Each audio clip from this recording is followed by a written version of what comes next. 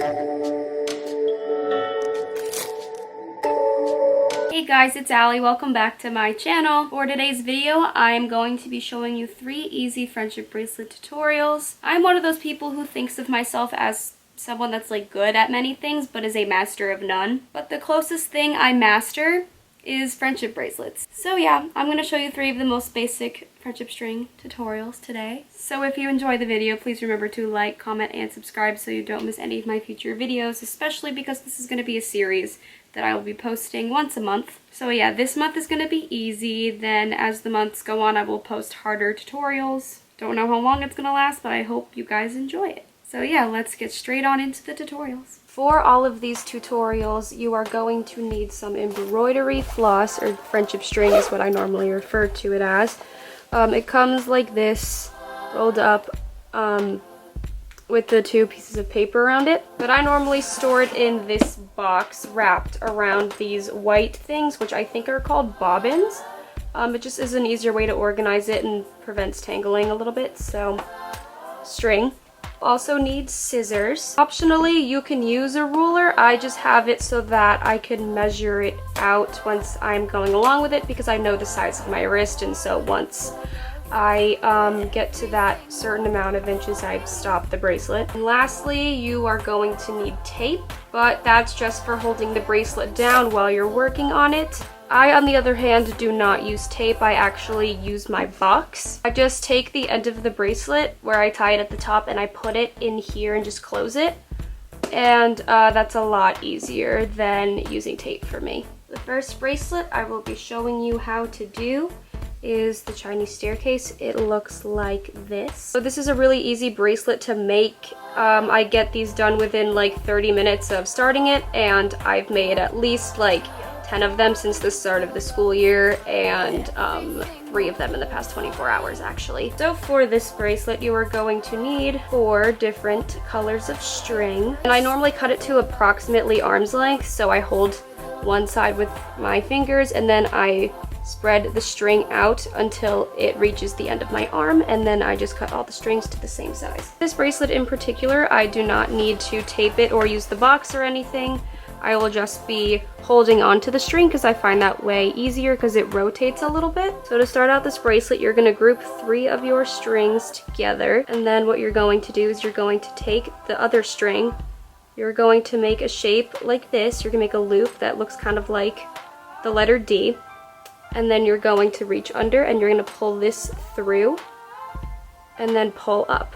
As you continue on with the bracelet, there will be a line that swirls around the bracelet, and in order to make that work, you have to rotate the bracelet as you're going, which is why I'm not taping it down, because that would be really annoying to tape it down and then have to do like 3 knots and then take it back out of the box and then rotate it and then put it back. So it's a lot easier to hold it than it is to tape this one down. So this is the finished product. I really love the way it turned out. The colors look really cool together. Although the colors look kind of weird on camera, this one is actually red and that one is orange, but it looks like orange and yellow on camera. This took me about 30 minutes to do approximately. And what's fun about this is that you don't just have to do this on bracelets. You can also do this around a headphone cord, and that helps it from tangling, and it also looks really cool. The next bracelet I will be showing you is called Zipper. It looks like this, and it's a really simple, easy bracelet, and it looks really cool. For this bracelet, you will need 2 different colored longer strings that are just normal length, and you need 1 or 2 more shorter strings. These will not be visible at the end of the bracelet. They are just there as support. And just as you would with any bracelet, you start by tying a knot at the top to secure all of the strings together and make them join as one. For this bracelet, we will need to latch it onto something, so I will be using my box. And how you do this is you put one color on one side and the other color on the other side, and then leave the 2 invisible strings in the middle. To start off this bracelet, you are going to do the same knot that you did for the last bracelet, so loop, under, and pull. And then you're going to pull it up, but then put it back to its original side. And then you are going to do the same with the other side. So loop, over, pull it under,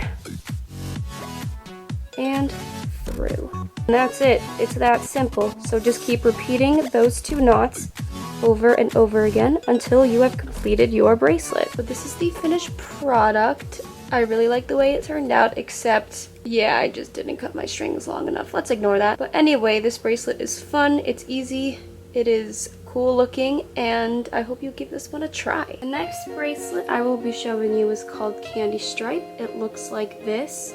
I actually did not make this one, a friend made it for me, but I thought it was a good example of what the bracelet looks like. This type of bracelet, or at least the knots that are used to make it, is basically the ground structure of any other friendship bracelet you will make in the future, like chevron or templates or anything of that sort. And I will teach more about those bracelets in future videos, but for now we're gonna stick to the simple ones. For this bracelet, you can use as many or as few colors as you want. You just have to use at least 3. I have gone for 5 in this bracelet. To start off the bracelet, order the strings in the order that you want the stripes to be. So I want them in rainbow order, so I will put the pink first, then the orange, the yellow, then the green, and then the blue. Start off the bracelet, take your first 2 strings.